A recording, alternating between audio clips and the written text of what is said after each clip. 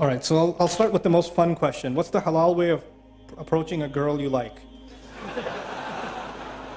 Even though that's question number 12, I thought,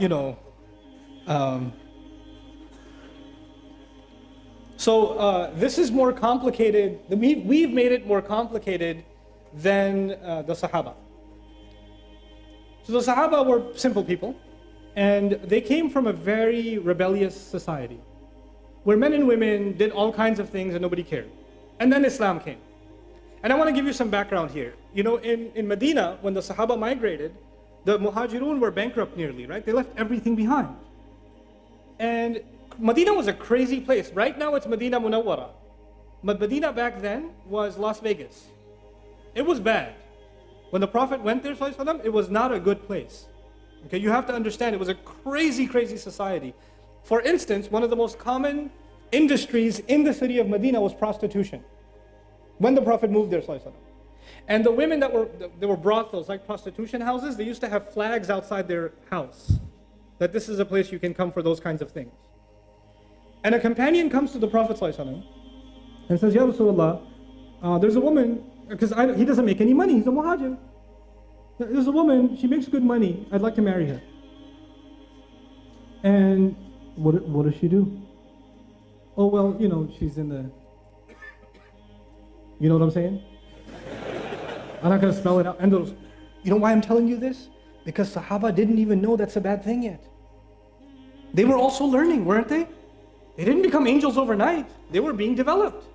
And so he doesn't even think. And imagine you come to Rasulullah and ask this question. Can you imagine somebody coming to an imam today and saying, hey, so I'm thinking about the next janazah would be of the sheikh. Like it would be. And then the ayat came, no, you cannot marry those kinds of women in Surah An-Nur. Like revelation came to teach Sahaba and teach the believers, look, those are not the kinds of people you want to marry. They are their own, don't mix with them.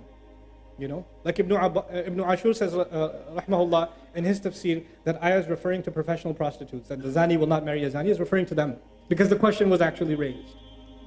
I wanted to bring this up to you because for them, you would think that, if the Sahabi saw a woman from a mile away, he went the other way and made istighfar the whole night. No, it wasn't like that. They interacted with each other, they talked to each other, they worked with each other, they were in business partnerships. All kinds of interactions happened between men and women, but with principles. It was respectful, it was dignified. And when a companion, when somebody liked somebody else, you know what they did? Here's the astaghfirullah part. Here's what they did. Hey, I like you. You want to get married? And she'd say, maybe, talk to my dad. He'd say, okay. And then you go to the dad and say, hey, I like your daughter. And I talked to her, she's not entirely opposed to the idea. Is it cool? And he says, let me talk to my daughter. How this happens today in London is you go to a girl, respectfully, hey, we worked together for 3 years. Would you consider marrying me? And she's like, And maybe she says, please don't talk to my dad, he'll kill me. Because if you talk to my dad, he'll say, this is why you go to work? This is why we sent you to uni? Like, you fathers, I have 4 daughters. Listen, those of you that are fathers, that have daughters, you sent your daughters to university. You brought your daughters to this country. You made them live here. You took them outside in society. You made that decision. And when somebody like a Muslim likes them, that's a good thing. How are they going to get married sitting at home? Who's going to like them? So when somebody approaches them in a respectful way, you should not say, oh my God, the day has come, astaghfirullah.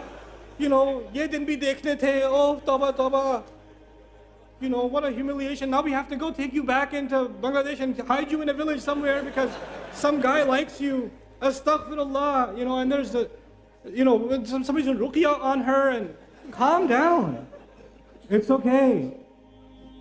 Somebody likes your daughter, that's a good thing. Now you go and investigate, find out. It's completely fine. The only rishta mentioned in the Quran, the only approach mentioned in the Quran is that of Musa alayhi salam in Madian. He was by himself, Musa was by himself. And these girls were by themselves working outside. And he went up to them and helped them out. And the girl said, he's kind of nice. And she went back to her dad and said, hire him. Which means, come on, dad. You know. And that happened. And the girl said, I like the guy. That's actually what happened in the story of Musa. Musa didn't propose, the girl proposed. And the father can't propose unless he has the approval of his daughter. So it's okay for your girls to say, Dad, there's this guy, this brother at the MSA, yeah? He's a Thursday halakah. It's really good, you should come. Your daughter's telling you something. It's okay, go attend the halakah. It's okay, find out. Don't complicate this. There's nothing indignified about that. Don't go date a girl now. And don't take, oh, son, Numan gave a lecture, I'm going to take you out to dinner. No. Not that either. But can you have respectful interaction with someone you're interested in for marriage? Absolutely. Absolutely. Nothing wrong with that. Can you take your time to understand each other's likes and dislikes? Yes, it's fine. Respectful courtship is okay. With parental guidance, in dignified fashion, there's nothing wrong with it. So what happens is we have two extremes. We have people that are more conservative than the Sahaba. And then we have people that are more liberal than liberals. Okay? And Islam is right in between. It's a natural way. It's a completely natural way.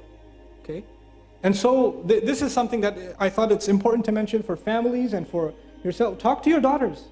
Ask if they like someone. Don't create between fathers and daughters, there should be open communication. They should not be terrified to tell you that they're interested in somebody. Don't force them to marry someone they don't want to. Don't force your daughters and tell them, if you don't marry this one, who's going to come and marry you? And we already said yes to them. Don't humiliate the family and say no now. Those kinds of nikahs are haram. I will say it, they're haram. You cannot emotionally and psychologically force a girl to get married under family pressure. That is batil. And that happened at the time of the Prophet ﷺ. And the Prophet ﷺ considered those nikahs batil. They're invalid nikahs.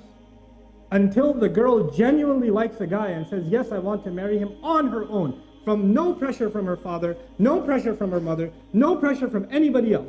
She likes him. And even if the day of the nikah she says, Mom, I don't want to do this. The mother doesn't say, too late, girl, too late. We've got the hall, they're all, what are people going to... No, if the girl says, I don't want to do this, then no, stop. Allah gave her that right. You cannot take it away. You're burying them alive. This is the new way of burying women alive, by the way. Back then, they used to take the baby girl and bury her right then. Now we bury them at the day of the nikah. This is what we do. This needs to stop. Let them marry who they want, if they're a dignified Muslim. And because now you're living in a different society, you won't find someone from the same village. It's okay. It's okay. A Bangladeshi can marry a Syrian. It's fine. I know. It's okay for Syrians too. Yeah, you, Syria. Turkish. Somali. Astaghfirullah, Somali. Yeah, Somali. That's fine. You know? You know, Musa alayhi salam is an Arab. Musa is an Arab. Or actually not an Arab. He's from Israelite. And he married an Arab. He went and married in Madian, didn't he? So many Arabs, we only marry Arab.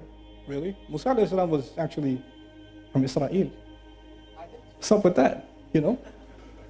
It's all good.